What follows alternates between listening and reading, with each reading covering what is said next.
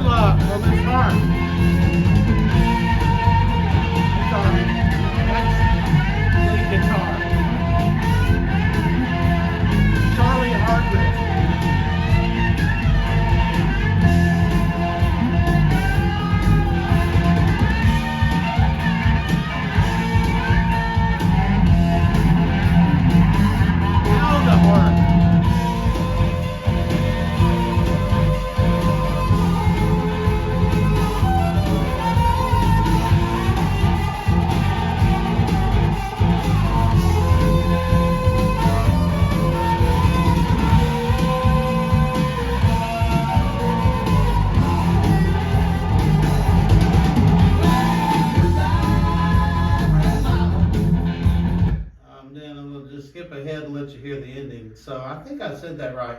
Of course, that was a lead guitar, great, by Charlie Hargrave. But then that lead harmonica solo, that's Ricky Medlocke playing that, I do believe. Love the way this ends.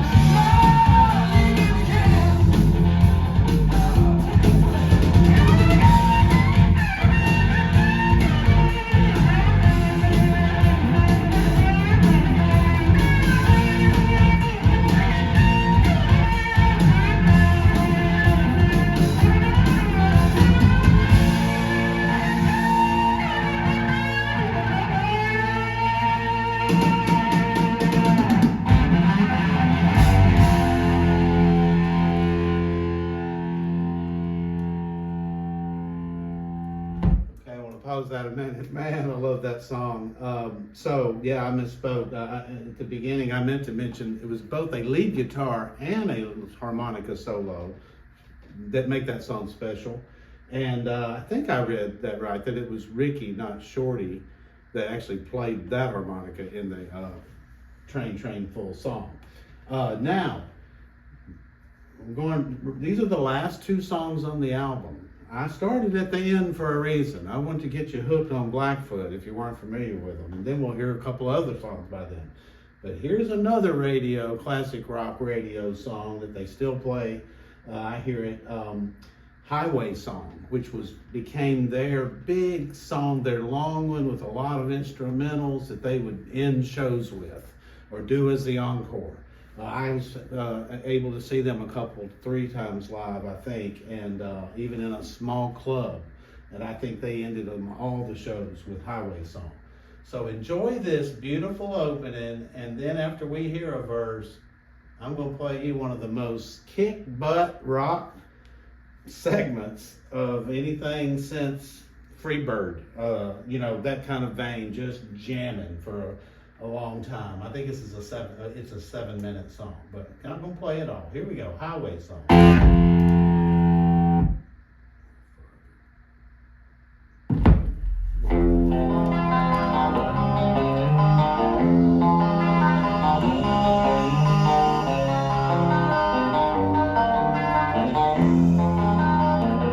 Beautiful guitar.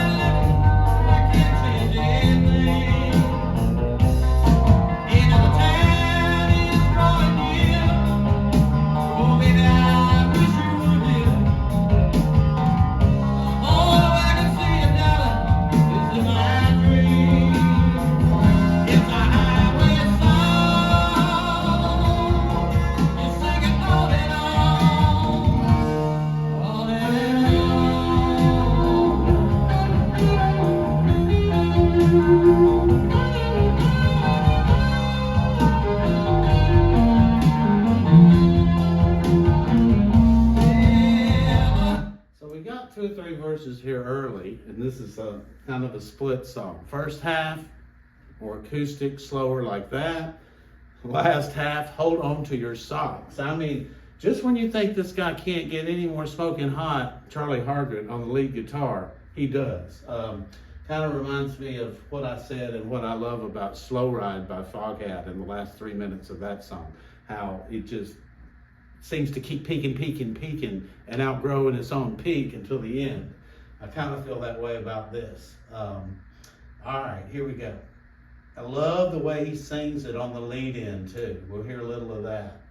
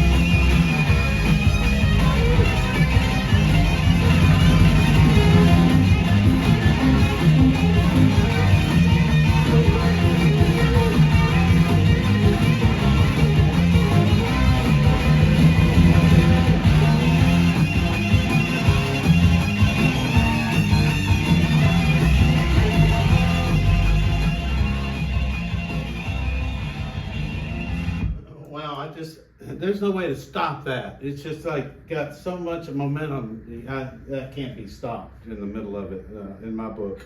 But it even goes on about another 30, 40, maybe seconds, maybe a minute with them not slowing down a bit, but just the volume getting lower, lower, lower. Okay, let's back it up here. There's actually 3 covers on this album. Now, Shorty Medlock wrote Train Train, his grandfather, as I mentioned. Ricky Medlock and the drummer Jackson Spires wrote Highway Song and a couple other great songs on this album. Jackson Spires, I love him as a drummer. He beat the shit out of those drums, and it was evident in that song. What a song that was, and reminds me a little of John Bonham, his style. Okay, from Led Zeppelin. Here we go. The first song on this side, and then we'll go over to the other side. Those 2 songs ended side 2. This one starts it, and this is a cover of the song by Free, of a song by Free. Free is the band that had the big hit All Right Now, featuring Paul Rodgers on vocals, and he co-wrote this song, and before he was Bad Company's lead singer, predating Bad Company. Wishing Well by Free, done by Blackfoot, and it rocks. We'll play the start and a lead break in it. It's just fabulous. They do a great version of it.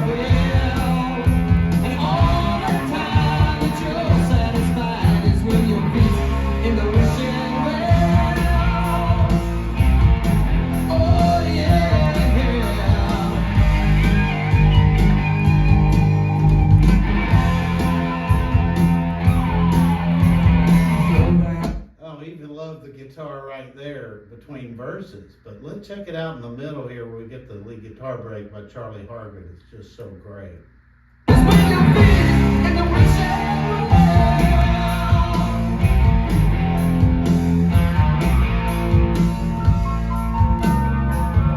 slows down a bit. I'm a little too far. Here we go.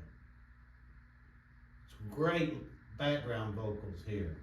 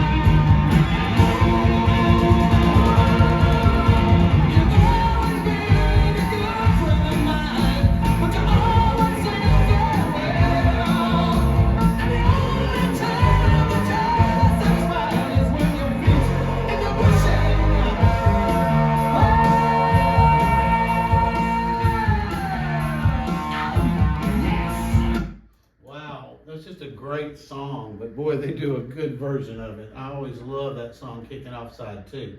Okay, this great rocker, written by Ricky Medlock, opens side 1. First song for side 1, Road Fever. Check her out, rock it. We'll hear a lead break on it too.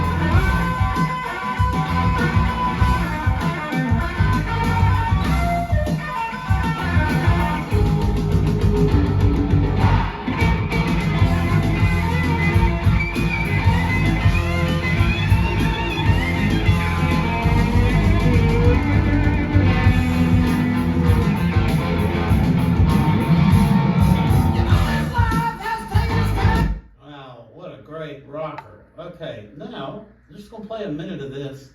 I Got a Line on You. You may recognize this. This was a hit by the band Spirit back a few years earlier than this. And here we go, many years earlier. Here we go.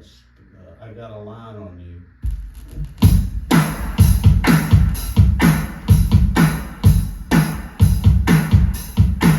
Let me take you, baby, down to the river bed.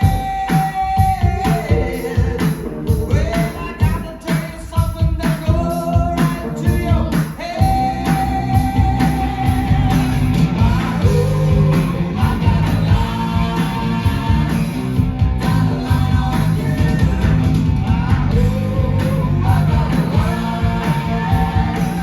got a line on you.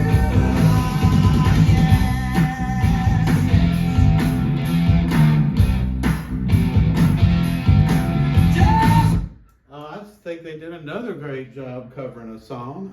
That song is from about 8 years earlier, or 9. I think it's from 1970, possibly 69, by Spirit. I Got a Line on You. And the last song I'm going to spotlight is Left Turn on a Red Light, because I just like the way it opens, kind of acoustic. Well, just guitar, but then comes in with the bass and drums for the next part of the verse. And it's just a really, really good song. And then we'll call it a day. Blackfoot. Don't take a left turn on a red light. So it starts just him and the singing and the guitar. Love it when the bass and the drum comes in.